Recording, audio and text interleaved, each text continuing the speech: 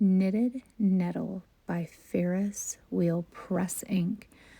This color is beautiful. It's like a dark green with kind of a red sheen, but there's also some pinks and golds in it. And it's beautiful. This is part of the Fairy Tales collection. So I decided at the top just to do a long row of it to see the different shades from going light to dark. And then I kind of made it a little bit wider so you could see even how much lighter it would get. Then I took the Tangle Muka and put it in there with, kind of shading with it a little bit. And then I decided to just watercolor a rose with it. I use Ferris Wheel Press Ink primarily as watercolor, and you can see the beautiful shimmer. And you can see the red come through the gold. It's beautiful. So I love this color.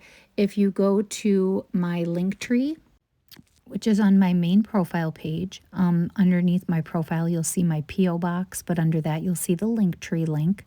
Click on that, go down to Ferris Wheel Press Ink, and it'll say right on there OTL is the code. But if you click on that, it'll take you right to Ferris Wheel Press Ink. Look at the shimmer in the sun. And make sure at checkout you type in the code OTL. That'll give you 10% off at checkout.